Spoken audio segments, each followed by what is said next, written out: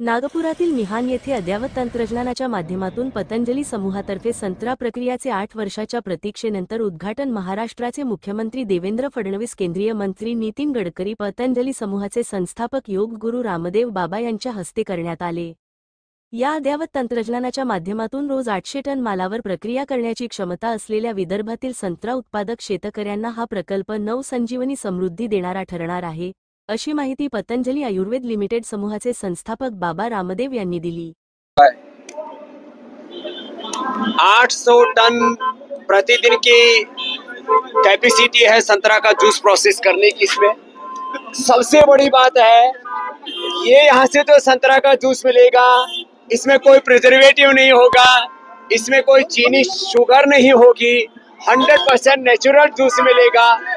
एक तरफ देश को स्वास्थ्य मिलेगा, किसानों को समृद्धि मिलेगी।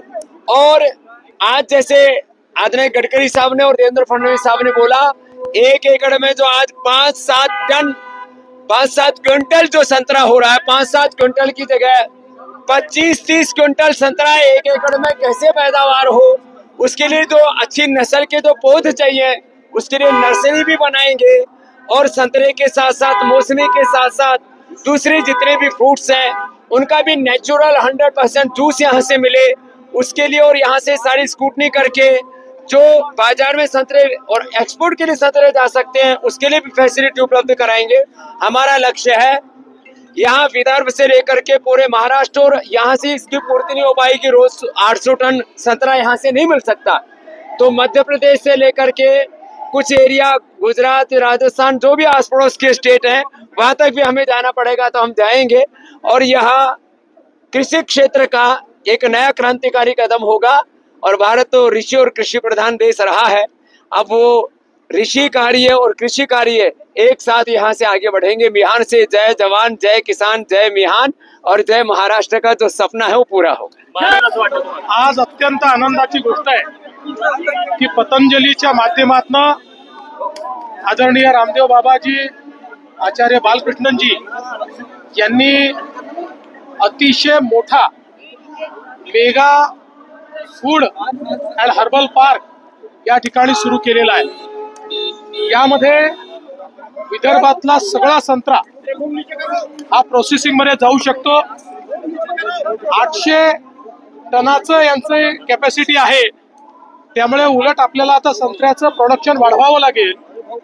सगळ्यात महत्त्वाचं की जो आपला अतिशय छोटा बाजारात न विकला जाणारा संत्रा आहे तोही या ठिकाणी विकत घेतला जाणार आहे, त्यामुळे शेतकऱ्यांना मोठा फायदा होईल।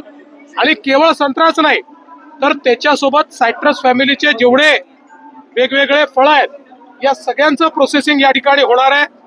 वेगवेगळ्या प्रकारचे अनेक प्रोसेसिंग युनिट्स या ठिकाणी आहेत।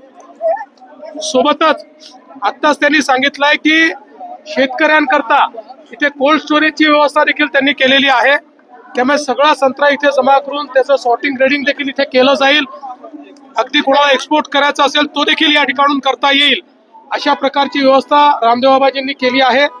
आणि याच सोबत आता इथे एक नर्सरी सुरू करून संत्र्याची क्वालिटी सुधारण्याकरता नवीन प्रकारचे सॅपलिंग्स तयार करायचे आणि त्यातनं चांगल्या प्रतीचा संत्रा तयार करायचा, हाही कार्यक्रम हातामध्ये घेण्यात येणार आहे। मला आज या गोष्टीचा विशेष आनंद आहे की बाबाजींनी ज्यावेळेस ही जागा घेतली होती आणि फुकटात घेतली नव्हती, टेंडर काढून त्या ठिकाणी पैसे भरून त्यांनी घेतली होती, त्यावेळी अनेक विरोधकांनी टीका केली होती। आज त्यांनी येऊन बघितलं पाहिजे की रामदेव बाबांनी कशा प्रकारे विदर्भातल्या शेतकऱ्याच्या जीवनामध्ये परिवर्तन आणणारा प्रकल्प हा या ठिकाणी सुरू केलेला आहे। शेतकऱ्यांच्या